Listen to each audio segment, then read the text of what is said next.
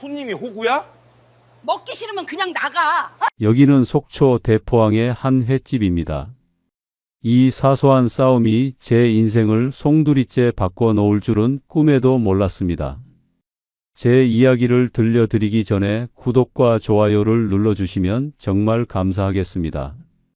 오늘 들려드릴 이야기는 부동산 투자로 은퇴하겠다는 꿈을 가지고 있던 평범한 직장인이 어떻게 모든 것을 잃게 되었는지에 대한 뼈아픈 경험담입니다. 혹시라도 저와 같은 실수를 하실 분들이 계시다면 이 이야기가 작은 도움이라도 되었으면 하는 마음입니다. 제 이름은 김태훈, 올해 52세입니다. 3년 전만 해도 저는 완전히 다른 사람이었습니다.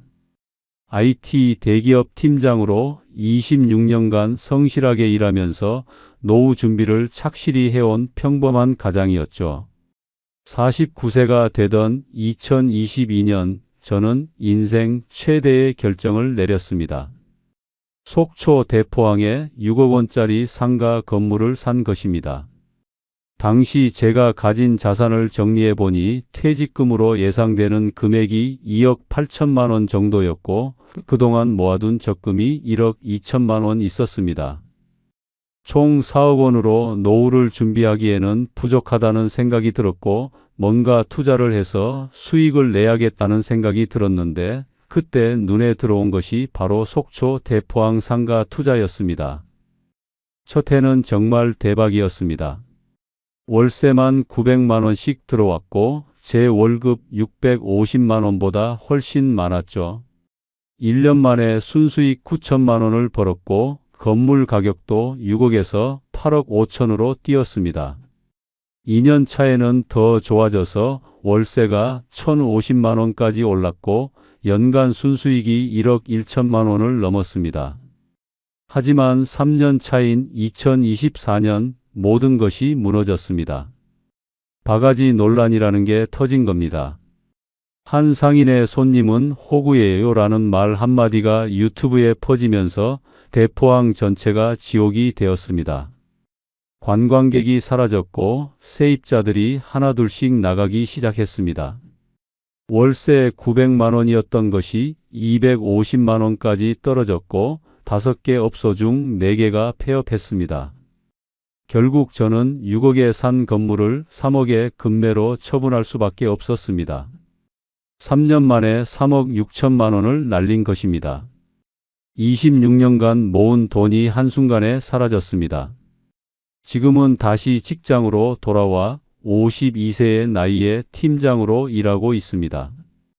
은퇴는커녕 더 오래 일해야 하는 신세가 되어버렸죠. 오늘은 황금 상권이 어떻게 유령 상권이 되었는지, 한 상인의 말이 어떻게 전체 상권을 무너뜨렸는지 그 3년간의 기록을 낱낱이 들려드리겠습니다. 2022년 3월 저는 49세가 되면서 본격적으로 은퇴 준비에 대해 고민하기 시작했습니다. IT 대기업에서 26년간 일하면서 팀장까지 올랐지만 아무리 대기업이라고 해도 요즘 세상에 정년까지 다닐 수 있을지 확신할 수 없었고 설령 정년까지 다닌다고 해도 그 이후의 삶을 준비해야 했거든요. 당시 제가 가진 자산을 정리해 보니 퇴직금으로 예상되는 금액이 2억 8천만 원 정도였고 그동안 모아둔 적금이 1억 2천만 원 있었습니다. 총 4억 원으로 노후를 준비하기에는 부족하다는 생각이 들었습니다.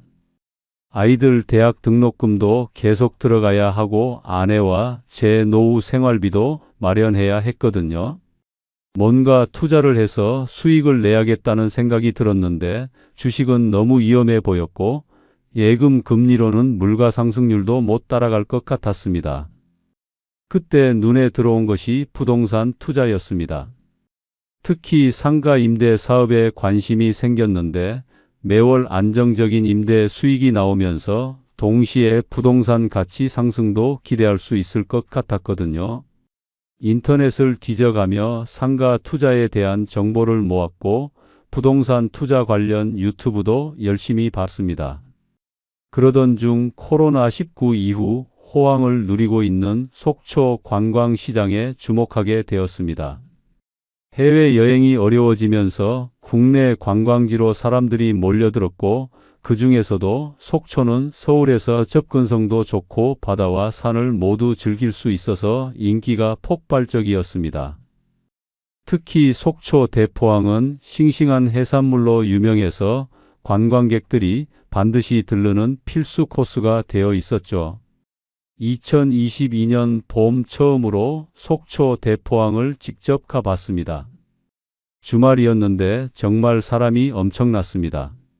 주차 자리를 찾는 것도 힘들 정도였고 유명한 횟집들은 모두 웨이팅이 있었습니다.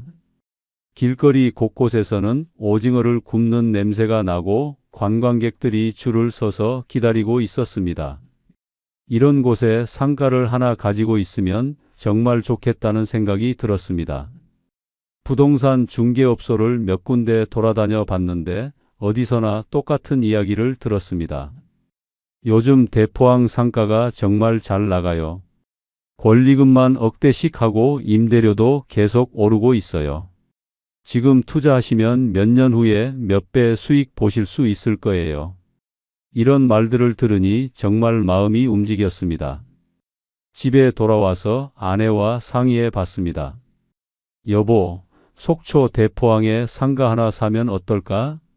요즘 관광객이 정말 많던데 임대 수익도 괜찮을 것 같아. 아내는 처음에는 걱정스러워 했습니다. 여보, 부동산 투자가 쉬운 일이 아니잖아요. 우리가 할 수 있을까요? 하지만 저는 확신에 차 있었습니다. 그 후 한 달 동안 매주 주말마다 속초를 다녔습니다. 평일과 주말의 차이도 확인해 보고 계절별 관광객 패턴도 알아봤습니다. 겨울에도 스키장과 온천 때문에 관광객이 꾸준히 온다는 것을 확인했고 코로나19가 완화되면서 관광객 수가 더욱 늘어나고 있다는 것도 파악했습니다. 무엇보다 인상적이었던 것은 대포항 상인들의 표정이었습니다. 모두들 웃는 얼굴로 장사를 하고 있었고 요즘 정말 잘 돼요. 코로나 전보다 더 좋아졌어요. 라는 말을 자주 들었습니다.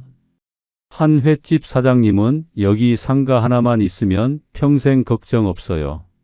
매달 임대료만 받아도 월급보다 많이 들어와요. 라고 말씀하시더군요. 그렇게 확신을 갖고 나서 본격적으로 매물을 알아보기 시작했습니다. 대포항 메인 거리에 있는 상가들 중에서 매물로 나온 것들을 하나하나 둘러봤습니다. 대부분 6억 원에서 8억 원 사이였는데 제가 가진 자금으로는 부족했습니다. 하지만 부동산 중개업소에서 요즘 상가 담보 대출 금리도 낮고 대포항 같은 황금 상권이면 은행에서 흔쾌히 대출해 줄 거예요 라고 조언해 줬습니다. 그때만 해도 정말 확신에 차 있었습니다. 코로나19 이후 국내 관광의 대세는 속초였고 그 중에서도 대포항은 핵심 중의 핵심이었거든요. 앞으로 몇 년간은 계속 좋을 것이라는 생각뿐이었습니다. 하지만 그때는 전혀 몰랐습니다. 그 확신이 얼마나 위험한 것인지를 말이죠. 2022년 6월 드디어 계약을 진행하기로 결정했습니다. 매물을 처음 본 지 2달이 지났는데 그동안 여러 차례 현장을 답사하고 수익성을 검토한 결과 충분히 투자할 만하다는 판단이 섰거든요. 마침 딱 맞는 매물이 나왔습니다.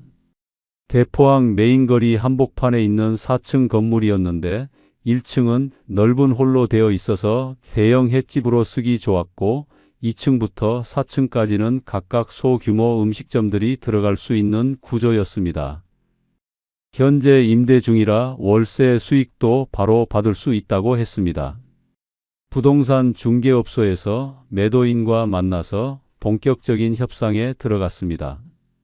처음 호가는 6억 5천만 원이었는데 현금 거래로 빠르게 진행하겠다는 조건으로 6억 원까지 깎을 수 있었습니다. 사실 현금 거래는 아니었지만 대출 승인이 확실하니까 매도인 입장에서는 현금이나 마찬가지였죠. 계약금 6천만 원을 현장에서 바로 지불하고 중도금 1억 4천만 원은 한 달 후, 잔금 4억 원은 2달 후에 치르기로 했습니다.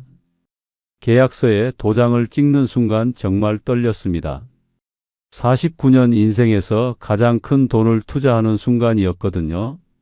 하지만 동시에 기대감도 컸습니다. 이제 진짜 부동산 투자가 시작되는구나. 몇 년 후에는 이 결정을 정말 잘했다고 생각하게 될 거야. 다음 단계는 대출 신청이었습니다. 시중은행 몇 곳을 돌아다니며 상가 담보 대출 조건을 알아봤는데 생각보다 까다로웠습니다. 상가 담보 대출은 주택 담보 대출보다 금리도 높고 LTV 담보인 정비율도 낮았거든요. 그래도 대포항이라는 입지와 현재 임대 현황을 보고 대부분의 은행에서 긍정적인 반응을 보였습니다.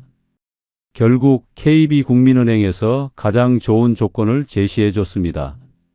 연 4.5% 금리로 2억 5천만 원까지 대출이 가능하다는 것이었습니다. 제가 필요한 금액이 정확히 2억 5천만 원이었으니까 딱 맞았죠. 대출 심사 과정에서 현재 임대 계약서와 임대 수익 내역도 함께 제출했는데 담당 직원이 이 정도 수익이면 대출 상환에 전혀 문제 없을 것 같습니다. 라고 말해줘서 안심이 됐습니다. 대출 승인이 나고 나서 본격적으로 건물을 살펴봤습니다. 1층에는 바다마을 횟집이라는 30년 경력의 노포가 들어와 있었고 월세가 400만 원이었습니다. 2층에는 물회 전문점이 월세 150만 원에 영업하고 있었고 3층에는 순두부집이 월세 130만 원, 4층에는 해물찜과 갈비집이 각각 월세 120만 원과 100만 원씩 내고 있었습니다. 총 월세 수입이 900만 원이었는데 중개업소에서 처음 말한 것보다 훨씬 많았습니다. 이거 정말 대박이네. 월세 수입 900만 원에서 대출이자 94만 원을 빼면 월 806만 원이 순수익으로 남는 계산이었습니다. 제 월급이 세후 650만 원 정도였으니까 상가 하나로 월급보다 훨씬 많이 벌 수 있는 셈이었죠. 이 정도면 5년만 지나면 대출을 모두 상환하고 그 다음부터는 월 900만 원이 고스란히 내 수입이 되겠구나 하는 생각에 가슴이 벅찼습니다. 8월에 잔금을 치르고 정식으로 건물 소유자가 되었습니다. 등기부등본에 제 이름이 올라가는 것을 확인하는 순간 정말 벅찼습니다. 이제 나도 부동산 임대업자다. 월급쟁이에서 자산가가 되었구나.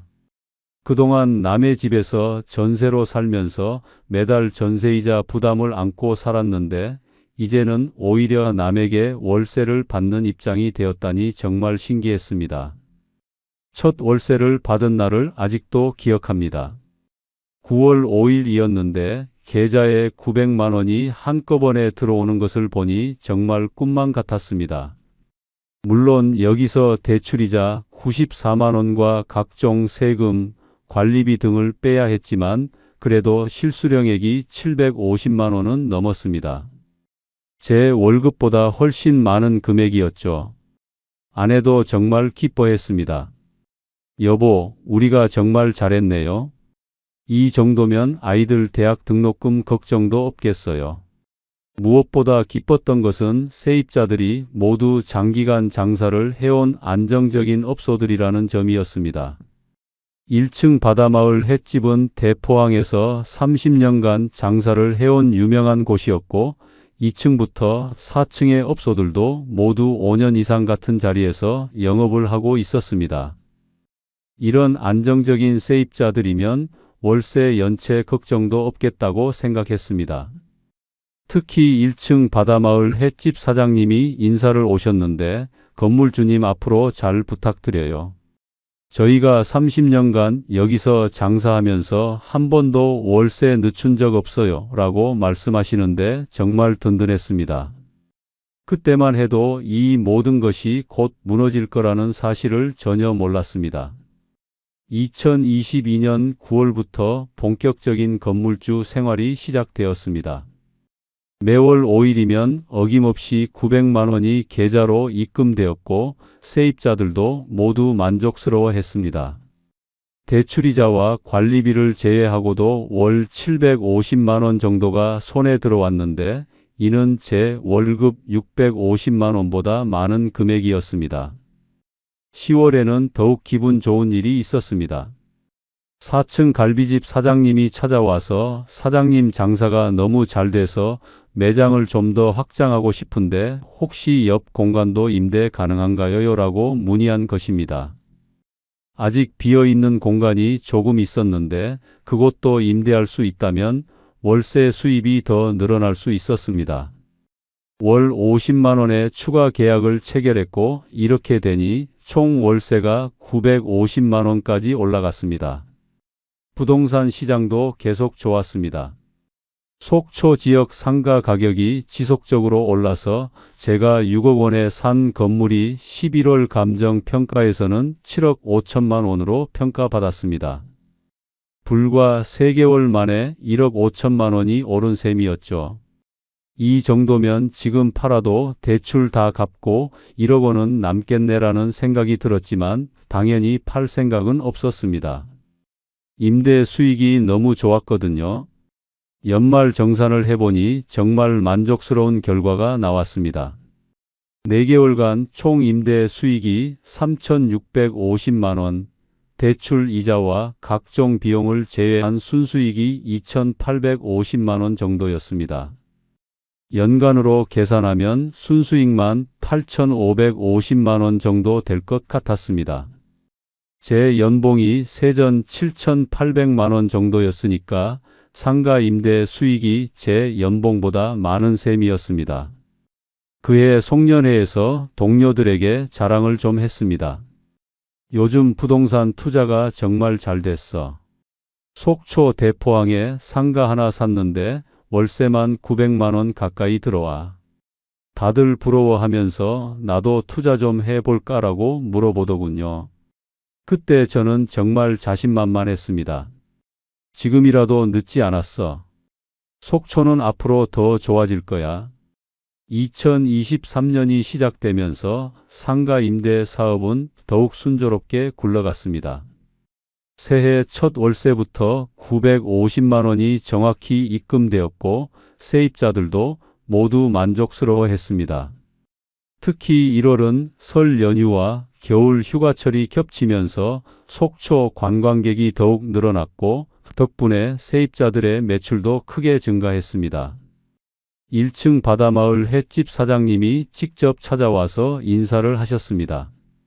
건물주님 새해 복 많이 받으세요. 작년에 정말 장사 잘 됐어요. 코로나 전보다 오히려 더 좋아졌네요.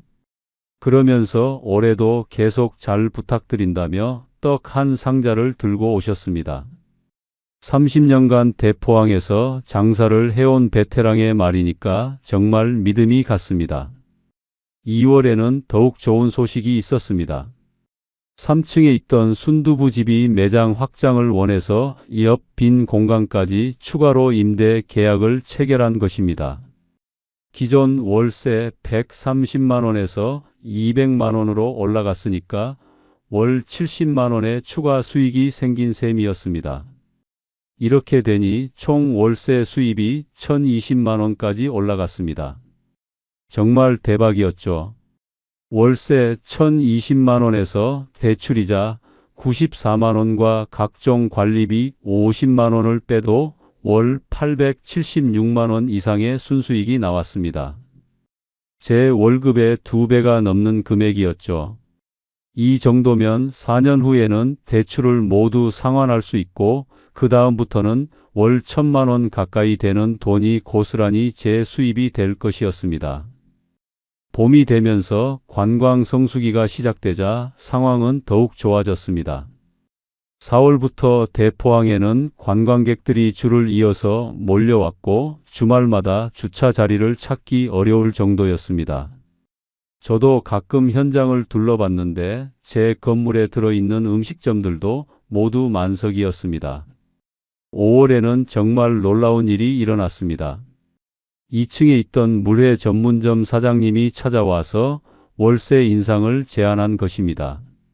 사장님, 요즘 장사가 너무 잘 돼서 월세를 좀 올려드리고 싶어요. 150만 원에서 200만 원으로 올리면 어떨까요? 세입자가 먼저 월세 인상을 제안하는 경우는 정말 드문 일이었거든요. 알고 보니 그 업소가 SNS에서 유명해져서 관광객들이 특별히 찾아오는 맛집이 되었다고 했습니다. 인스타그램과 유튜브에 소개되면서 속초 가면 꼭 가봐야 할 물회집으로 입소문이 났던 것입니다. 덕분에 매출이 2배 이상 늘어서 월세를 올려드려도 충분하다는 것이었죠. 이렇게 되니 총 월세 수입이 1,070만 원까지 올라갔습니다. 거의 월 1,000만 원을 넘는 수준이었죠.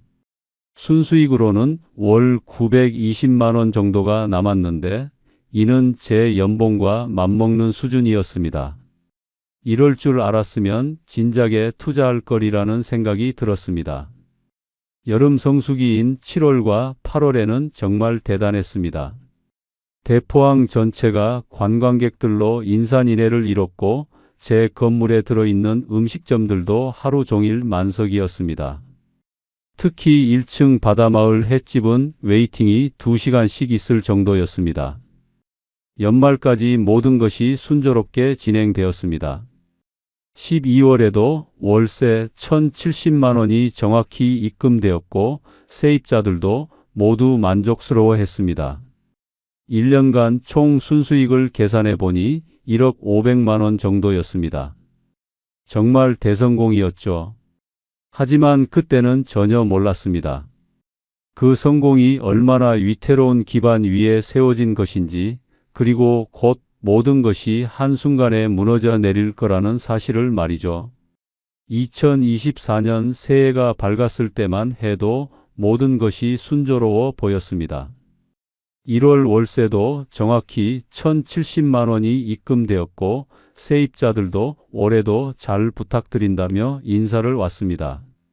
설 연휴에도 속초에는 관광객들이 꾸준히 찾아왔고 제 건물의 음식점들도 평소와 다름없이 북적거렸습니다. 하지만 2월 말쯤부터 뭔가 이상한 기운이 감지되기 시작했습니다. 유튜브와 SNS에서 속초 대포항 관련 영상들이 올라오기 시작한 것입니다. 처음에는 속초 맛집 추천 같은 일반적인 내용이었는데 점점 분위기가 달라졌습니다. 속초 대포항에서 바가지 쓴 썰이라는 제목의 영상이 올라오기 시작했습니다. 한 유튜버가 대포항에서 해산물을 사 먹었는데 독도새우 한 팩에 4만 원을 받았다는 내용이었습니다. 댓글에는 말도 안 된다, 완전 사기꾼들이네 같은 반응들이 달렸습니다. 처음에는 일부 악덕상인의 문제겠지라고 생각했습니다. 어느 관광지든 그런 업소 한두 개는 있는 법이니까요. 하지만 비슷한 영상들이 계속 올라오기 시작했습니다. 돌돔 한 마리에 25만 원, 전복 한 개에 3만 원 같은 충격적인 가격표들이 공개되었습니다. 3월에는 상황이 더욱 심각해졌습니다. 가격뿐만 아니라 서비스 태도 문제까지 불거진 것입니다. 한 관광객이 오징어를 사 먹으면서 가격을 물어봤더니 비싸면 다른 데 가세요 라는 말을 들었다는 영상이 화제가 되었습니다. 그 영상 조회수가 100만 뷰를 넘으면서 전국적인 이슈가 되었죠. 더 충격적인 것은 한 상인의 말이었습니다. 손님이 호구예요. 싫으면 가라고요. 먹기 싫으면 그냥 나가. 어차피 손님들은 많아. 이 영상이 SNS에 퍼지면서 순식간에 200만 뷰를 넘었고 댓글은 완전히 폭발했습니다. 미쳤네. 속초 절대 안 가. 사기꾼, 소굴, 불매운동하자. 그때부터 걱정이 되기 시작했습니다. 이런 논란이 계속되면 관광객들이 속초를 꺼리게 될 수도 있겠다는 생각이 들었거든요. 실제로 온라인 커뮤니티에서는 속초 절대 가지 마세요. 속초는 사기꾼들의 소굴 같은 글들이 올라오기 시작했습니다. 3월 말 1층 바다마을 횟집 사장님이 찾아오셨습니다. 평소와 달리 표정이 어두웠는데 사장님 요즘 손님이 좀 줄어들고 있어요. 바가지 논란 때문인 것 같아요 라고 말씀하셨습니다. 30년간 정직하게 장사를 해온 분인데 일부 업소들 때문에 피해를 보고 있다는 것이었습니다.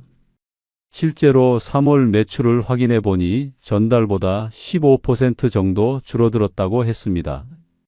아직 큰 타격은 아니었지만 확실히 변화가 감지되고 있었습니다.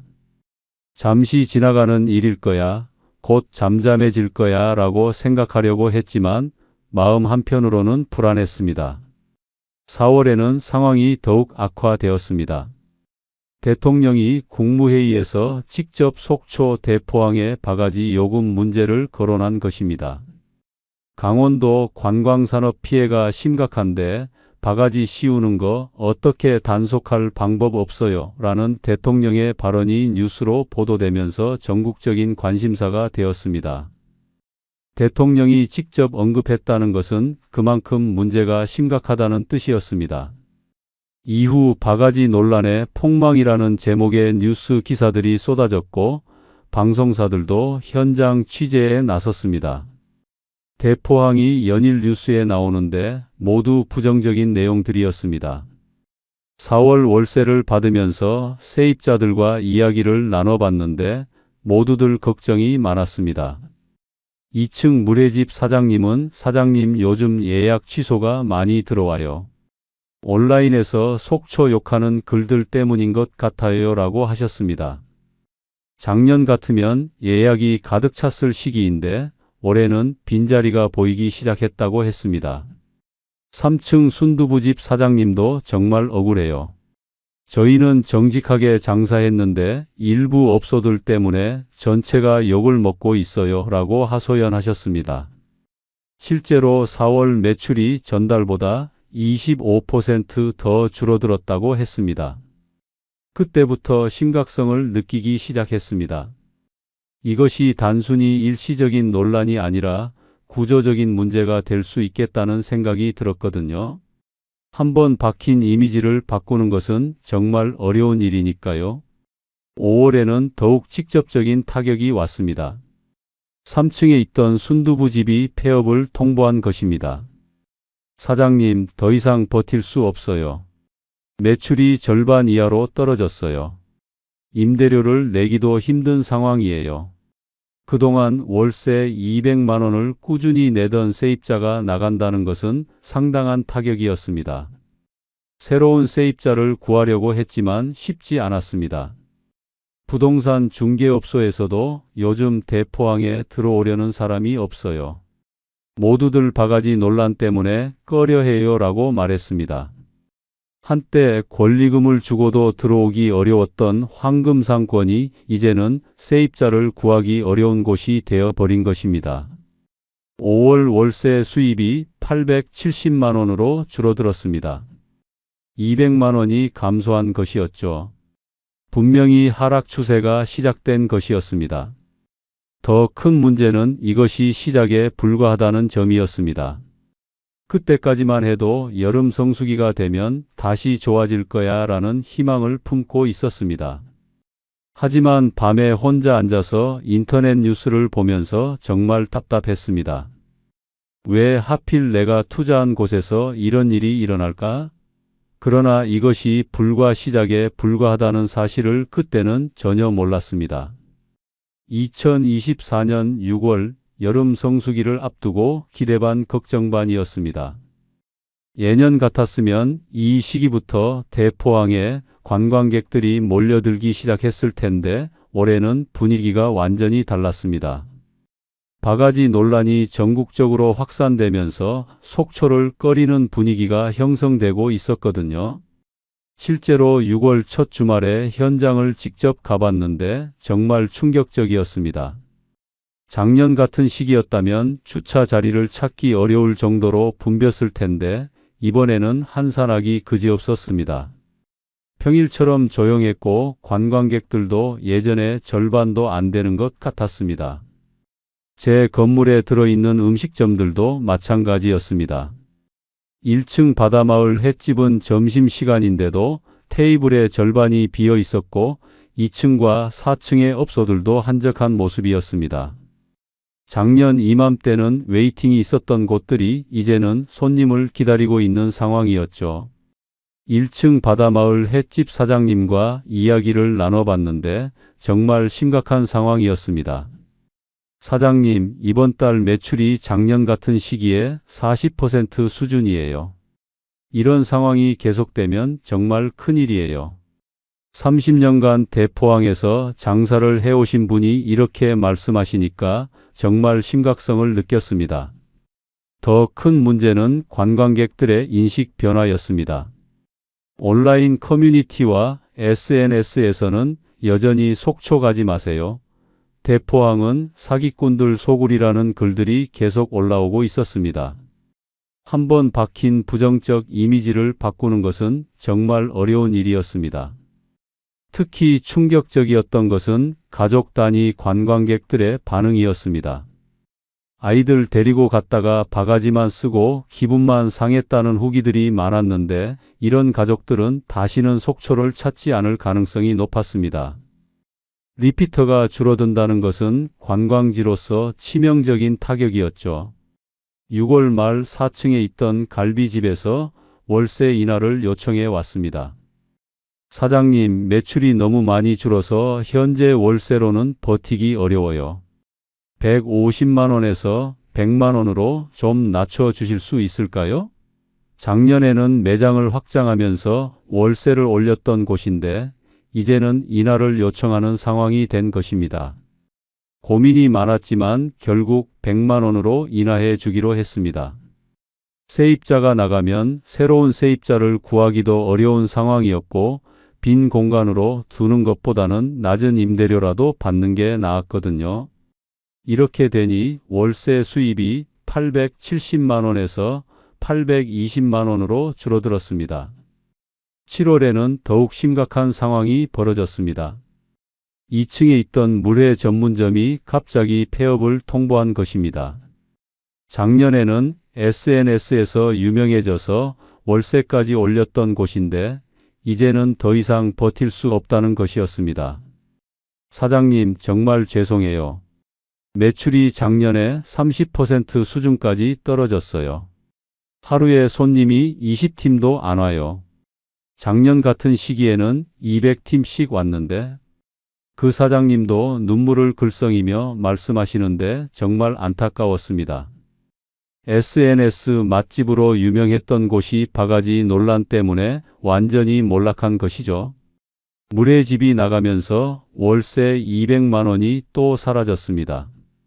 이제 월세 수입이 620만 원으로 줄어들었는데 이는 처음 투자했을 때보다도 훨씬 적은 금액이었습니다. 더 큰 문제는 새로운 세입자를 구하기가 정말 어렵다는 점이었습니다.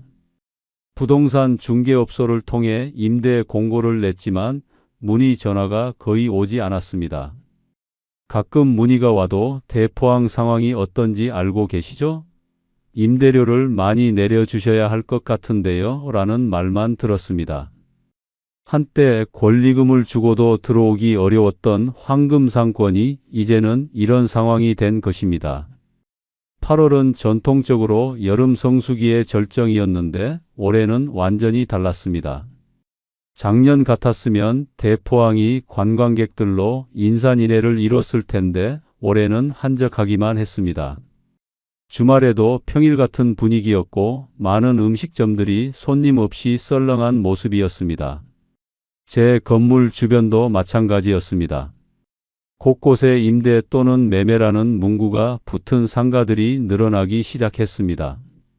한때 황금상권이라 불렸던 대포항이 이제는 공실 사태로 몸살을 앓고 있었던 것입니다. 8월 말에 상반기 수익을 정리해 보니 정말 참담한 결과가 나왔습니다. 2월까지는 정상적이었지만 3월부터 월세 수입이 계속 줄어들어서 8개월 평균 월세 수입이 750만 원 정도였습니다. 작년 같은 시기에는 1,050만 원이었으니까 300만 원 이상 줄어든 셈이었습니다. 더 큰 문제는 앞으로의 전망이었습니다. 현재 비어있는 공간에 새로운 세입자가 들어올 가능성은 희박했고 기존 세입자들도 매출 감소로 인해 언제 나갈지 모르는 상황이었습니다. 월세 수입이 더 줄어들 가능성이 높았죠. 그때부터 진짜 심각성을 느끼기 시작했습니다. 월세 620만 원에서 대출이자 94만 원과 각종 관리비 50만 원을 빼면 순수익이 476만 원 정도였는데 이 정도로는 대출 원금 상환은 꿈도 꿀 수 없었습니다. 게다가 월세가 더 줄어들면 대출이자도 내기 어려운 상황이 올 수 있었습니다. 밤에 혼자 앉아서 계산기를 두드려 봤습니다. 현재 대출 잔액이 2억 3천만 원 정도였는데 이런 수익률로는 언제 갚을 수 있을지 막막했습니다. 더욱이 부동산 가격도 하락하고 있어서 매각을 하더라도 대출금을 다 갚기 어려울 것 같았습니다. 아내와 처음으로 진지한 대화를 나눴습니다. 여보, 상황이 생각보다 심각해요. 이러다가 정말 큰일 날 것 같아요. 아내도 걱정이 많았습니다. 여보, 차라리 지금이라도 팔아버리는 게 나을까요? 하지만 매각도 쉽지 않은 상황이었습니다. 부동산 시장 자체가 침체되어 있었고 특히 대포항 지역은 바가지 논란으로 인해 투자자들이 꺼피하고 있었거든요. 정말 진퇴양난의 상황이었습니다. 2024년 9월 상황은 더욱 악화되었습니다. 속초시에서 발표한 통계에 따르면 대포항 상권의 공실률이 50%를 넘어섰다는 것이었습니다. 절반 이상의 상가가 비어 있다는 뜻이었죠. 제가 투자했던 황금 상권이 이제는 유령 상권이 되어 버린 것입니다. 실제로 대포항을 걸어보면 정말 참담한 풍경이었습니다. 곳곳에 임대문이 붙어 있고 한때 푹적거렸던 골목들이 텅텅 비어 있었습니다. 심지어 일부 상가는 경매로 넘어갔는데 감정가 대비 절반도 안 되는 가격에 팔렸다는 소식도 들려왔습니다. 제 건물 상황도 마찬가지였습니다. 2층과 3층이 비어 있는 상태가 몇 개월째 계속되고 있었는데 새로운 세입자를 구하는 것이 정말 어려웠습니다. 부동산 중개업소에서도 요즘 대포항에 들어오려는 사람이 아무도 없어요. 임대료를 대폭 인하하지 않으면 힘들 것 같아요 라고 말했습니다. 9월 말 4층에 있던 해물찜집에서도 폐업을 통보해 왔습니다. 사장님, 더 이상 버틸 수 없어요. 매출이 작년에 20% 수준까지 떨어졌어요. 하루에 손님이 5팀도 안 와요. 10년 넘게 같은 자리에서 장사를 해온 곳인데 결국 문을 닫게 된 것입니다. 이렇게 되니 월세 수입이 520만 원까지 줄어들었습니다. 처음 투자했을 때 900만 원이었던 것에 비하면 380만 원이나 감소한 것이었죠. 더 큰 문제는 앞으로 더 줄어들 가능성이 높다는 점이었습니다. 월세 520만 원에서 대출이자 94만 원과 관리비 50만 원을 빼면 순수익이 376만 원이었는데 이 정도로는 대출 원금 상환은 물론이고 생활비에도 부족했습니다. 더욱이 빈 공간의 관리비와 세금도 계속 나가고 있어서 실질적인 순수익은 더 적었습니다. 그때부터 본격적으로 매각을 고려하기 시작했습니다. 부동산 중개업소에 연락해서 현재 시세를 알아봤는데 정말 충격적인 답변이 돌아왔습니다. 사장님, 요즘 대포항 지역 상가는 거래 자체가 거의 없어요. 매물은 많은데 사려는 사람이 없거든요. 그래도 일단 매물로 내놓기로 했습니다. 처음에는 6억 원에 샀으니까 적어도 5억 원 정도는 받을 수 있을 거라고 생각했습니다. 하지만 현실은 전혀 달랐습니다. 3개월 동안 단 한 건의 진지한 문의도 없었습니다. 부동산 중개업소에서 조언해 주기를 사장님 현실적으로 4억 원 정도로 내려야 관심 있는 사람이 나타날 것 같아요. 그것도 현금 거래 조건으로요 라고 했습니다. 4억 원이면 2억 원 손해를 보는 것인데 아직 대출금 2억 3천만 원이 남아 있어서 그 가격으로 팔아도 대출을 다 갚을 수 없는 상황이었습니다. 10월에는 더욱 절망적인 소식이 들려왔습니다. 1층 바다마을 횟집마저 월세를 내기 어렵다는 것이었습니다. 30년간 대포항에서 장사를 해온 노포였는데 이제는 더 이상 버틸 수 없다는 것이었습니다. 사장님 정말 죄송해요. 30년간 한 번도 월세 늦춘 적 없었는데 이번 달부터는 어려울 것 같아요. 매출이 너무 많이 줄어서 월세를 낼 수가 없어요. 그 말을 들으니 정말 절망적이었습니다. 가장 믿을 만한 세입자마저 이런 상황이라니요. 결국 1층 월세도 400만 원에서 250만 원으로 대폭 인하해 주기로 했습니다. 세입자가 나가면 새로운 세입자를 구하기 더욱 어려울 것이 뻔했거든요. 이렇게 되니 총 월세 수입이 350만 원까지 떨어졌습니다. 11월에는 매각 가격을 3억 5천만 원까지 내렸습니다. 1년 전만 해도 8억 5천만 원에 사겠다는 사람이 있었는데 이제는 절반도 안 되는 가격에 내놨는데도 반응이 없었습니다. 대포항 지역 자체가 투자 금기 지역이 되어버린 것입니다. 그러던 중 한 부동산 투자자가 연락을 해왔습니다. 사장님, 3억 원 현금으로 즉시 거래 가능하면 매입하겠어요. 대신 현재 세입자들의 임대차 계약은 모두 승계하는 조건으로요. 3억 원이면 3억 원 손해를 보는 것이었지만 더 이상 버티기 어려운 상황이었습니다. 하지만 그 투자자도 며칠 후에 연락을 끊었습니다. 대포항 상황을 더 자세히 알아본 결과 투자 가치가 없다고 판단했다는 것입니다. 요즘 대포항은 투자하면 안 되는 지역이에요. 앞으로 더 떨어질 가능성이 높아요. 12월에는 정말 절망적인 상황이 되었습니다. 4층에 남아있던 마지막 갈비집마저 나간다고 통보해 온 것입니다. 이렇게 되면 1층만 남게 되어 월세 수입이 250만 원으로 줄어들 예정이었습니다. 대출이자 94만 원과 관리비를 빼면 거의 남는 게 없는 상황이었죠. 연말에 1년간의 손실을 계산해 보니 정말 참담했습니다. 월세 수입 감소로 인한 손실이 약 5천만 원, 여기에 빈 공간의 관리비와 세금 등을 합치면 총 6천만 원 가까운 손실이었습니다. 투자 원금은 그대로인데 연간 6천만 원씩 손실이 나고 있는 상황이었습니다. 더 큰 문제는 이것이 계속될 것 같다는 점이었습니다.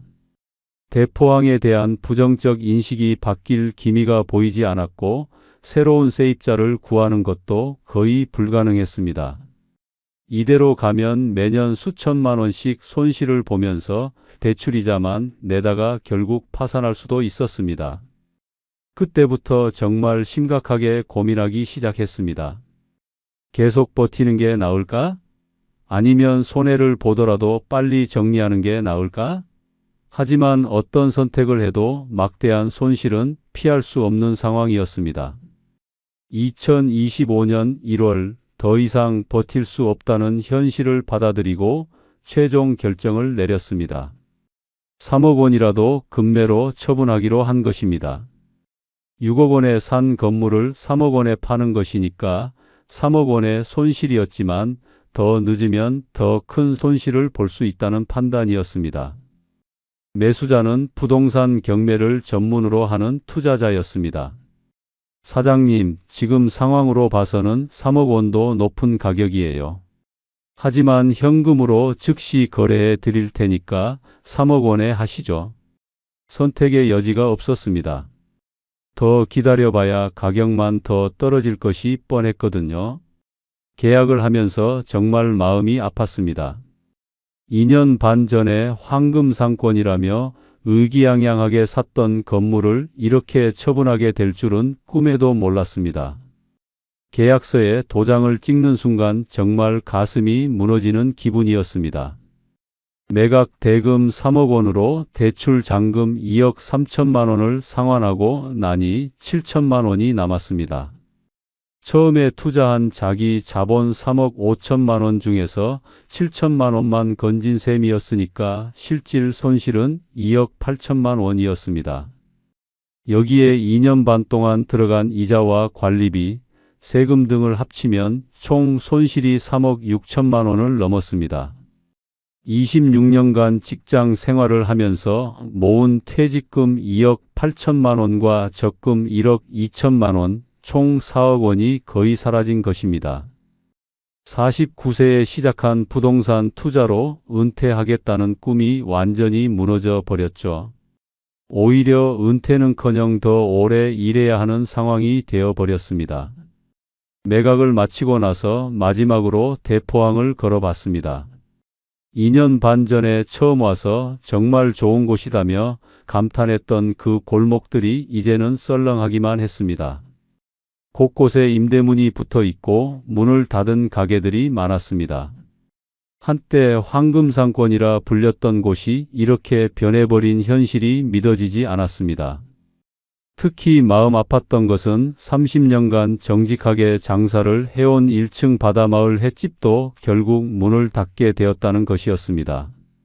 일부 업소들의 바가지 장사 때문에 정직한 업소들까지 피해를 보게 된 것이죠. 사장님이 마지막 인사를 오시면서 정말 억울해요. 30년간 정직하게 장사했는데 이런 일이 생기다니라고 하시는데 정말 안타까웠습니다. 집에 돌아와서 아내와 앞으로의 계획을 세워봤습니다. 52세가 된 제가 다시 취업시장에 나가야 하는 상황이었습니다. 남은 돈 7천만 원으로는 노후를 준비하기에 턱없이 부족했고 아이들 대학 등록금도 계속 들어가야 했거든요. 다행히 제가 다니던 회사에서 다시 연락이 왔습니다. 태훈 씨, 요즘 상황이 어떤지 들었어요. 혹시 다시 돌아올 생각 있어요? 마침 부장급 자리가 하나 생겼는데 정말 감사한 일이었습니다. 52세에 새로운 회사를 찾기는 쉽지 않았을 텐데 기존 회사에서 다시 받아준다니 정말 고마웠습니다. 2월부터 다시 직장 생활을 시작했습니다. 2년 반 만에 다시 월급쟁이가 된 것이었죠. 처음에는 정말 부끄러웠습니다. 부동산 투자로 성공하겠다며 의기양양하게 나갔다가 쪽박 차고 다시 돌아온 것이니까요.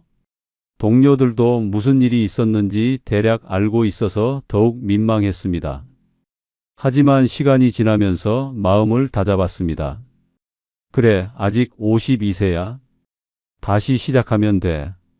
월급 700만 원으로는 예전처럼 풍족하지는 않았지만 안정적인 수입이 있다는 것만으로도 감사했습니다. 무엇보다 더 이상 매달 적자에 대한 걱정을 하지 않아도 된다는 것이 정말 큰 위안이었습니다. 남은 7천만 원은 안전하게 예금에 넣어뒀습니다. 더 이상 투자는 생각하지 않기로 했거든요. 연 3% 금리로 연간 210만 원 정도의 이자 수입이 있었는데 이것만으로도 만족했습니다. 예전에는 예금 금리가 너무 낮다고 불만이었는데 이제는 원금이라도 보장되는 게 얼마나 소중한지 깨달았습니다. 아내도 파트타임 일을 시작했습니다. 가게 수입을 늘리기 위해서였는데 근처 마트에서 계산 업무를 하며 월 120만 원 정도를 벌었습니다. 제 월급 700만 원과 합쳐서 820만 원이면 생활하는 데는 문제 없었습니다. 6개월 정도 지나니까 어느 정도 안정을 찾았습니다. 물론 예전처럼 부동산 투자로 큰 돈을 벌겠다는 꿈은 완전히 포기했지만 대신 안정적으로 살아가는 것에 집중하게 되었습니다. 매달 월급이 통장에 들어오는 것만으로도 정말 감사했습니다. 동료들에게도 제 경험을 솔직하게 이야기했습니다. 절대 관광지 상가 투자는 하지 마. 정말 위험해. 처음에는 부끄러워서 말하기 어려웠는데 시간이 지나면서 오히려 다른 사람들이 같은 실수를 하지 않도록 경고해 주는 것이 의미 있다고 생각하게 되었습니다. 실제로 몇몇 동료들이 나도 속초 상가 투자를 고려하고 있었는데 태훈 형 이야기를 듣고 포기했어라고 말해줬을 때 정말 다행이라는 생각이 들었습니다. 제 실패가 최소한 다른 사람들에게는 도움이 되고 있구나 싶었거든요. 이제는 안정적인 월급이 최고라는 생각으로 살고 있습니다. 투자로 큰 돈을 벌겠다는 욕심은 완전히 버렸고 대신 꾸준히 일해서 착실하게 모으는 것에 집중하고 있습니다. 비록 꿈은 무너졌지만 현실을 받아들이고 다시 시작하는 것도 나쁘지 않다는 생각입니다. 지금 돌이켜보면 제가 저질렀던 실수들이 너무나 명확하게 보입니다. 첫 번째 실수는 관광지 상권의 취약성을 제대로 파악하지 못한 것이었습니다. 관광지는 외부 요인에 의해 쉽게 영향을 받을 수 있는 곳인데 저는 대포항의 호황이 영원히 계속될 것이라고 착각했습니다. 특히 SNS 시대의 평판 리스크를 전혀 고려하지 못했습니다. 한두 개의 바가지 영상이 전국적으로 확산되면서 전체 상권이 몰락할 수 있다는 것을 상상도 못했거든요. 예전 같았으면 입소문으로만 퍼졌을 일이 이제는 유튜브와 SNS를 통해 순식간에 전국으로 퍼져나가는 시대입니다. 이런 변화를 제대로 이해하지 못했던 것이 큰 실수였습니다. 두 번째 실수는 과도한 레버리지 투자였습니다. 제가 가진 자금 3억 5천만 원 외에 추가로 2억 5천만 원을 대출받아서 총 6억 원을 투자한 것이 문제였습니다. 만약 자기 자본 3억 5천만 원으로만 투자했다면 손실 규모가 훨씬 작았을 것입니다. 하지만 대출을 받아서 투자 규모를 키우다 보니 손실도 그만큼 커진 것이죠. 대출을 받을 때는 임대 수익으로 충분히 상환할 수 있다고 생각했지만 임대 수익이 급감하면서 오히려 대출이 발목을 잡게 되었습니다. 매달 이자를 내야 하는 부담 때문에 좀 더 여유를 갖고 상황을 지켜볼 수도 없었고 결국 급매로 처분할 수밖에 없었습니다. 세 번째 실수는 충분한 리스크 분석 없이 투자한 것이었습니다. 대포항의 호황만 보고 투자했지 만약 관광객이 줄어들면 어떻게 될지에 대한 대비책은 전혀 없었습니다. 최악의 시나리오에 대한 준비가 전혀 되어 있지 않았던 것이죠. 특히 세입자 다변화에 실패한 것도 큰 문제였습니다. 모든 세입자가 관광객 대상 음식점이었기 때문에 관광객이 줄어들면 모든 세입자가 동시에 타격을 받을 수밖에 없었습니다. 좀 더 다양한 업종의 세입자들로 구성했다면 리스크를 분산시킬 수 있었을 텐데 그런 고려는 전혀 하지 못했습니다. 네 번째 실수는 시장 상황 변화에 대한 대응이 늦었다는 점입니다. 2024년 초부터 바가지 논란이 시작되었을 때 빠른 대응을 했어야 했는데 일시적인 현상이라고 방관했습니다. 그 시기에 매각을 고려했다면 지금보다는 손실을 줄일 수 있었을 것입니다. 부동산 투자에서는 타이밍이 정말 중요한데 저는 들어갈 때의 타이밍만 고려했지 나올 때의 타이밍은 전혀 고려하지 못했습니다. 장기 투자라는 명목으로 상황 변화를 무시한 것이 큰 실수였습니다. 다섯 번째 실수는 전문가의 조언을 제대로 구하지 않은 것이었습니다. 부동산 중개업소의 말만 듣고 투자를 결정했는데 중개업소는 당연히 거래를 성사시키려고 좋은 말만 할 수밖에 없었습니다. 객관적이고 전문적인 분석을 해줄 수 있는 전문가의 조언을 구했어야 했는데 그런 노력을 하지 않았습니다. 무엇보다 제가 관광지 상권 전문가가 아니었다는 점을 간과했습니다. 26년간 IT 대기업에서 일한 경험은 있었지만 부동산 투자나 상권 분석에 대한 전문 지식은 전혀 없었거든요. 하지만 몇 번 현장을 둘러본 것만으로 마치 전문가가 된 것처럼 착각했습니다. 현재는 다시 직장 생활을 하면서 안정을 찾아가고 있습니다.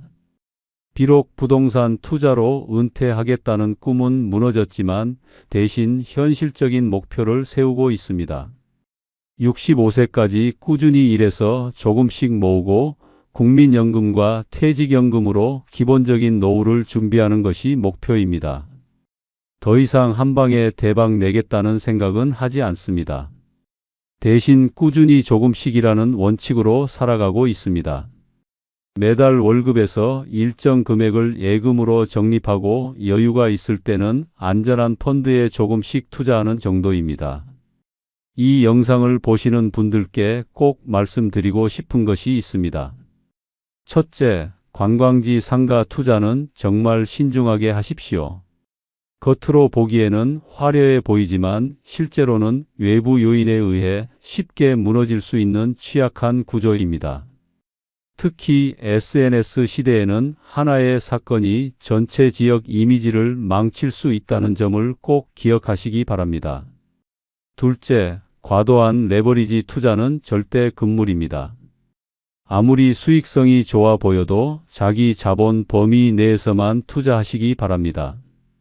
대출을 받아서 투자하면 수익은 2배가 될 수 있지만 손실도 2배가 될 수 있습니다. 셋째, 투자하기 전에 반드시 최악의 시나리오를 고려해 보시기 바랍니다. 만약 관광객이 50% 줄어들면 어떻게 될까? 만약 주요 세입자가 나가면 어떻게 될까?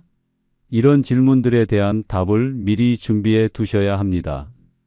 넷째, 49세에 투자를 시작하기에는 너무 늦다는 것을 깨달았습니다. 젊었을 때는 실패해도 재기할 수 있지만 중년에는 한 번의 실패가 치명적일 수 있습니다. 나이를 고려한 안전한 투자를 하시기 바랍니다. 마지막으로 안정적인 월급이 얼마나 소중한지 깨달았습니다. 예전에는 월급쟁이는 부자가 될 수 없다고 생각했지만 이제는 안정적인 월급이 최고의 복지라고 생각합니다. 무리한 투자보다는 꾸준한 적립이 훨씬 안전하고 확실한 방법입니다. 제 실패 경험이 여러분께는 교훈이 되었으면 정말 좋겠습니다. 저처럼 모든 것을 잃고 나서야 깨닫지 마시고 미리 신중하게 판단하시기 바랍니다. 오늘 이야기가 조금이라도 도움이 되셨다면 구독과 좋아요를 눌러주시기 바랍니다. 여러분의 관심이 또 다른 분들의 실수를 막는데 정말 큰 도움이 됩니다. 다음에는 더 유익한 이야기로 찾아뵙겠습니다. 끝까지 시청해 주셔서 정말 감사합니다.